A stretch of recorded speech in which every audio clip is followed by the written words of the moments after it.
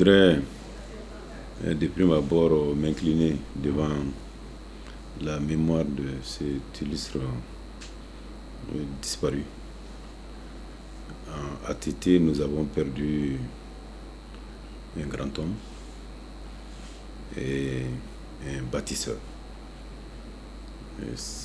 Tété est un homme à plusieurs dimensions. Certains vous parleront de Tété en tant que militaire, un militaire qui refuse la guerre. Certains vous parleront de Tété pour les logements sociaux. D'autres vous parleront de Tété pour l'assurance maladie obligatoire. Et ils vous diront Tété les bâtisseurs qui a fait des ponts, qui a fait des routes. Et Tété, un homme d'une très grande humilité, un homme affable. Et moi, j'ai été ministre de l'Emploi et de la formation professionnelle. Et c'est important de retenir aussi ce qu'il a fait dans ce domaine-là, l'emploi et la formation professionnelle. Et sous la transition déjà, Tété a créé une structure qui s'appelait la cellule d'appui à l'insertion des jeunes diplômés.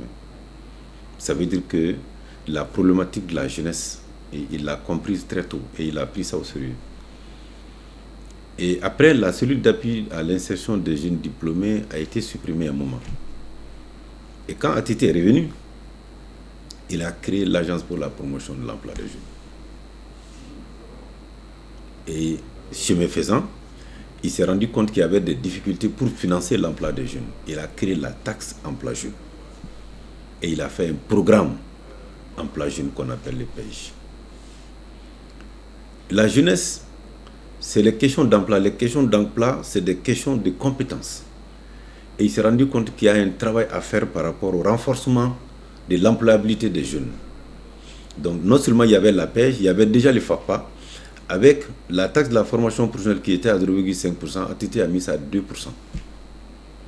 Donc la taxe de la formation professionnelle à 2%, la taxe emploi jeune à 2%, les deux faisaient à peu près 4 milliards, ça faisait 8 milliards pour renforcer l'employabilité, la capacité des jeunes et des travailleurs.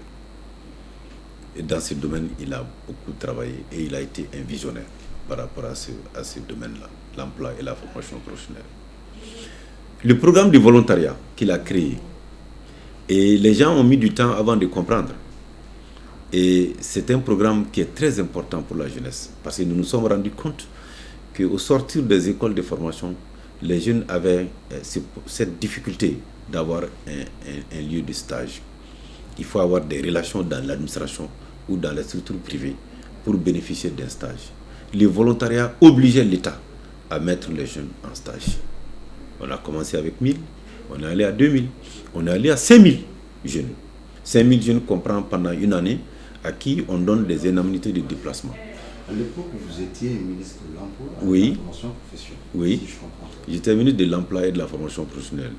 J'ai été directeur du phare, après j'ai été directeur de la PEJ, et j'ai été aussi ministre de l'Emploi et de la formation professionnelle. Et au-delà de tout ça, il s'est rendu compte que la problématique dans nos pays, c'est les ressources humaines. Et on a initié ce qu'on appelle le PRODEFP, Programme décennal de la formation professionnelle pour l'emploi. C'est un programme de 1000 milliards de francs CFA qui devait prendre en compte le renforcement des capacités dans un schéma plus holistique. Et ce programme, on a commencé la mise en œuvre. Donc la formation professionnelle devait concerner tout le monde et on devait mettre le tout ensemble dans un seul projet qui devait aller progressivement. La formation professionnelle, on a fait aussi le lancement,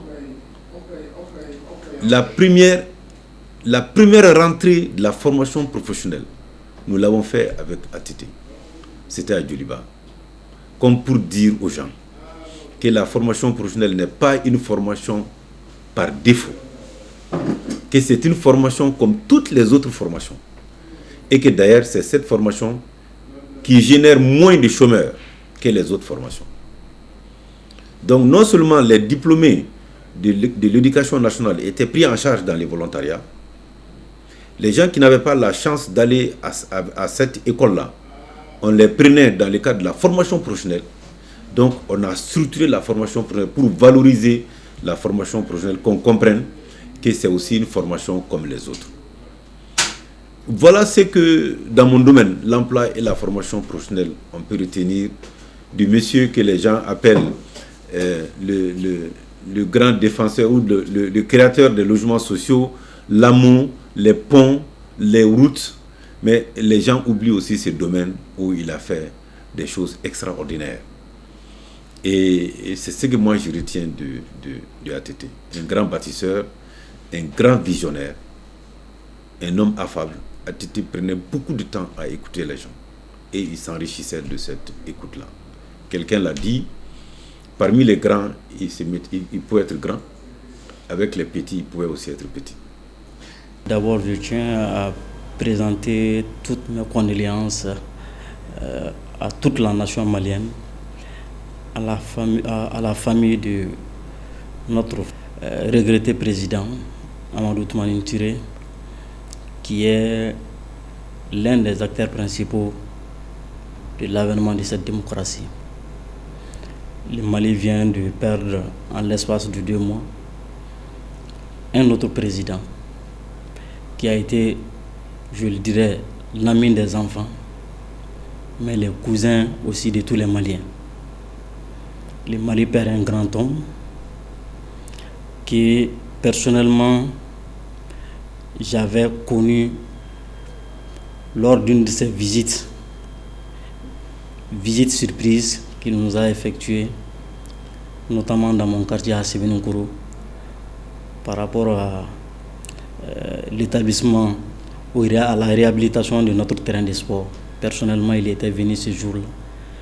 On était face à face, on a discuté, pas en tant que président, mais en tant qu'ami des jeunes, ami des enfants. Je retiens de lui un homme ouvert, un patriote, un homme engagé, qui n'avait que le Mali.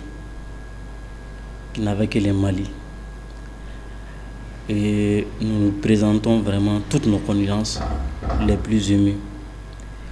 Que la terre lui soit légère et que son âme repose éternellement en paix.